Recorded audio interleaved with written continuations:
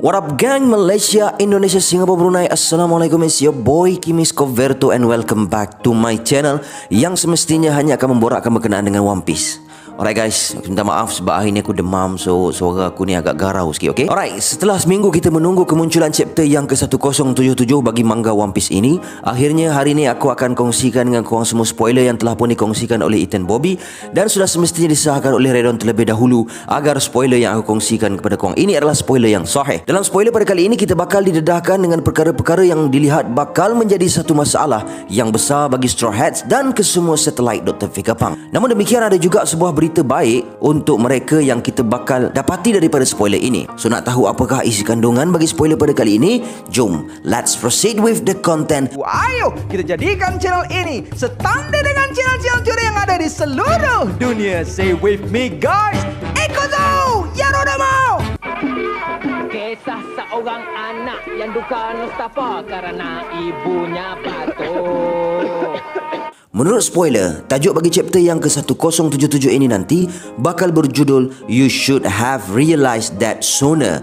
Mungkin tajuk pada kali ini adalah merujuk kepada poin tentang Zoro yang akan aku kongsikan kepada korang semua selepas ini. Dalam cover page nantinya pula, kita dikatakan bakal melihat sambungan bagi cover story Germa 66, Cold-Blooded Voyage, yang mana kita bakal melihat Judge dan Caesar yang mula sedar bahawa Vegapunk adalah penghalang bagi mereka. Walaupun cover story ini dilihat ada kaitan dengan tajuk untuk chapter pada kali ini, namun aku berpendapat yang tajuk chapter pada kali ini adalah merujuk kepada isi kandungan chapter itu sendiri dan bukannya merujuk kepada kisah yang terdapat dalam cover page. Yalah, sebabnya setiap cover page itu kan sudah pun mempunyai tajuk mereka yang tersendiri. Tapi tak tahulah, takut sekarang ni Oda betul-betul nak kaitkan cover story dengan konten yang terdapat dalam chapter kan. Sampai tajuk chapter pun dilihat ada kaitannya dengan cover page.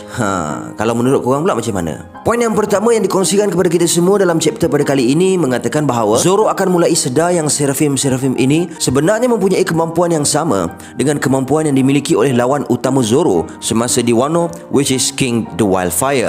Untuk part Zoro mula sedar kemampuan Seraphim inilah yang aku katakan dekat korang merupakan rujukan bagi tajuk chapter yang ke-1077 nanti yang aku dah mention tadi. Ialah pendedahan ini merupakan satu advantage yang sangat besar bagi Straw Hat Pirate kot. Aku berpendapat sedemikian adalah kerana Zoro sememangnya telah pun berjaya untuk mengetahui kelemahan besar yang dimiliki oleh bangsa Lunarian ini dan mampu untuk menewaskan King yang merupakan the right hand man Kaido itu sendiri. Kita semua dapat tengok dalam manga pada chapter yang ke-1035, Zoro telah pun berjaya untuk mengetahui titik kelemahan bagi King yang dilihat seakan-akan kebal itu, which is apabila api di belakang badan King terpadam, King akan menjadi sangatlah laju sehingga pergerakan King tidak mampu untuk dilihat dengan mata kasar. Akan tetapi dalam masa yang sama juga, ketahanan yang dimiliki oleh King bakal merosot dengan sangat drastik apabila api di belakang badannya itu terpadam. Kalaulah konsep kelemahan bagi King yang berjaya untuk dibongkarkan oleh Roronoa Zoro ini juga merupakan konsep yang sama yang digunakan pakai oleh Dr. Vegapunk ke atas Seraphim, maka kini Zoro yang mengetahui rahsia tentang kelemahan bangsa Lunarian ini merupakan sebuah kelemahan yang paling besar bagi Seraphim. Maknanya, dekat sini Seraphim ini bukanlah undefeated ataupun tak dapat dikalahkan.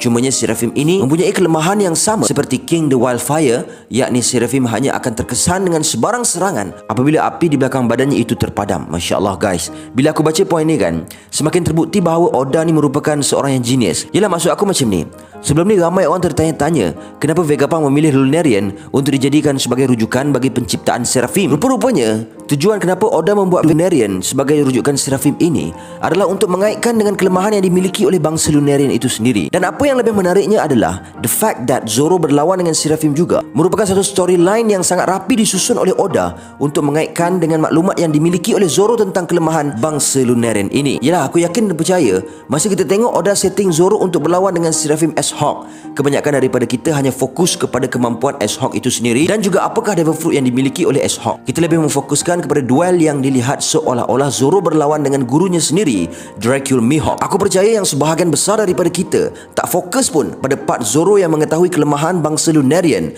yang merupakan rujukan bagi Seraphim ini. Memang Oda ni fokus every detail dalam penghasilan manga One Piece dia kan. Selain daripada itu, poin tentang Zoro yang menjumpai maklumat tentang Seraphim ini juga bagi aku sangat menarik kerana Oda telah pun menjawab soalan yang aku munculkan dalam video chapter analisis yang ke-1076 aku yang lepas. Yang mana dalam video tersebut aku ada bertanya macam ni. Persoalan seterusnya tentang Seraphim ini pula adalah, adakah Seraphim S-Bear dan S-Hawk ini telah pun dikalahkan oleh serangan combo Luffy Lucci dan Zorokaku? Maksud aku, kita memang ditunjukkan dengan panel kedua-dua Seraphim tersebut telah pun ataupun terpelanting menembusi dinding level face akibat daripada serangan combo yang luar biasa itu. Akan tetapi, sekiranya kita meneliti keadaan Seraphim itu semasa mereka sedang terpelanting, mereka dilihat tidak mempunyai sebarang kerosakan pun. Kalau macam Pacifista sebelum ini, kita dapat tengok yang PX5 dan juga PX7 telah pun meletup setelah diserang oleh Luffy dan juga combo Zoro Sanji semasa dalam chapter yang ke-601 dalam Return to Sabaody punya arc. Tapi untuk si Seraphim S-Band dan S-Hawk ni pula, mereka tak meletup pun setelah diserang oleh combo Luffy Lucci dan Zoro Kaku ini. So adakah Seraphim ini telah pun dikalahkan ataupun mereka hanyalah melayang disebabkan oleh impak daripada serangan combo itu sahaja? Yalah, sebabnya dalam chapter yang ke-1075 yang lepas, Lilis sendiri bagi tahu bahawa mereka semua tidak akan mampu untuk menewaskan Seraphim memandangkan Vegapunk telah pun menciptakan Seraphim sebagai the ultimate form of humanity kan. So aku terfikir adakah Seraphim S-Hawk dan S-Bat ini akan datang semula ke level face untuk berhadapan dengan Luffy dan yang lainnya, ataupun Seraphim ini akan pengsan selayaknya seorang manusia yang pengsan apabila menerima serangan yang sangat kuat daripada musuh mereka. Kalau mengikut pendapat korang pula, macam mana guys? Please drop your comment down below. Okay? So melalui poin spoiler ini, tahulah kita bahawa serangan combo Luffy Lucci dan Zoro Kaku pun masih tidak mampu untuk menumbangkan S-Bear dan S-Hawk.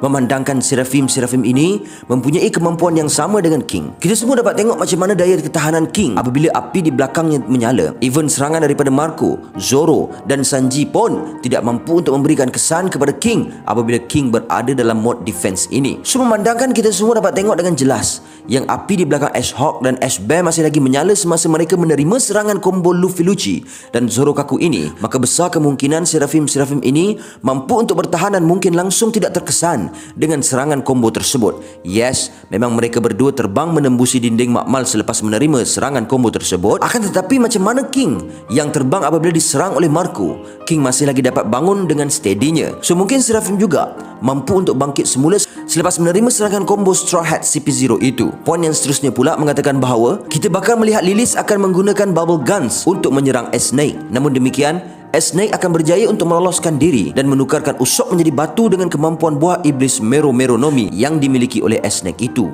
Alamak guys, nampak gayanya Usopp ni kena tunggu sampai S-Snake jadi baik balik lah, baru Usopp mampu untuk ditukarkan menjadi manusia balik. Ialah sebabnya dalam chapter yang ke-1059 yang bertajuk Captain Kobe Incident, Boa Hancock telah pun menerangkan kepada kita semua bahawa kemampuan buah iblis yang digunakan oleh Hancock itu hanya mampu untuk dibatalkan oleh dirinya sendiri sahaja. Dan sekalipun Hancock mati dibunuh, kesan buah iblis tersebut tidak akan hilang. Maknanya hanya Hancock yang mampu untuk menukarkan semula orang yang telah menjadi batu itu kembali kepada keadaan sedia kala. So memandangkan Seraphim ini mempunyai kemampuan buah iblis yang sama dengan buah Hancock, maka konsep yang sama juga pastinya berlaku ke atas kuasa S-Snake ini. Sekali lagi guys, korang perasan tak berapa detailnya Oda dalam menghasilkan storyline manga ini? Maksud aku, dalam chapter yang ke-1059, Oda telah pun memberikan jawapan kepada kita nasib yang akan menerima Usopp dalam chapter yang ke-1077 yang akan datang. Maksud aku macam ni, kalaulah Oda tak explain pasal ability buah iblis Mero Mero no Mi ini dalam chapter yang ke-1059 hari itu, mesti kita semua akan tertanya-tanya, adakah Usopp akan mampu untuk ditukarkan menjadi manusia semula dan bagaimanakah caranya untuk menukarkan Usopp kembali normal? So dengan maklumat yang didedahkan dalam chapter yang ke-1059 yang lepas, maka terjawablah segala persoalan tersebut. Teliti betul kan Oda ni. Disebabkan oleh ketelitian Oda inilah kenapa aku menghasilkan satu video teori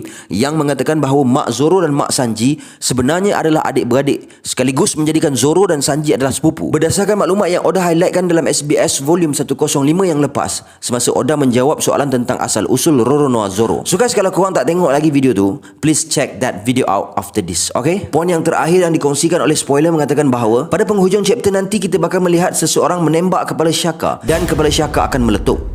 Ini merupakan satu kerugian besar untuk Straw Hats, memandangkan Shaka dilihat merupakan satelit yang paling bijak untuk membuat keputusan dalam kalangan satelit Vegapunk. Tapi korang jangan risau guys, sekali lagi dalam chapter yang ke-1074 yang lepas, Oda dah highlightkan pasal satelit Vegapunk yang mana setiap satu daripada mereka mempunyai spare part yang tersendiri melalui kata-kata Edison dalam chapter tersebut. Bahkan dalam chapter yang ke-1075 yang lepas, Oda sekali lagi menegaskan tentang perkara ini melalui lisannya Atlas yang mengatakan kepada Chopper bahawa satelit boleh menggantikan mana-mana bahagian badan mereka sesuka hati mereka sahaja. So berkemungkinan besar Shaka ini akan dapat dibaiki nantinya. Cumanya persoalan yang terbesar sekarang ini adalah siapakah yang menembak Shaka itu? Adakah ianya Saint Jegarcia Saturn? Dan mereka semua sebenarnya should have realized that sooner, yang merujuk kepada tajuk chapter pada kali ini, memandangkan Gorosei mempunyai tingkatan yang lebih tinggi daripada Vegapunk dalam pengawalan Seraphim. Macam mana pula menurut kalian geng? Please drop your your comment down below. Okay? So guys, that's all I have untuk perkongsian kita pada kali ini. InsyaAllah, see you guys in the next content. And until then, my gang, there is no God except Allah. Assalamualaikum warahmatullahi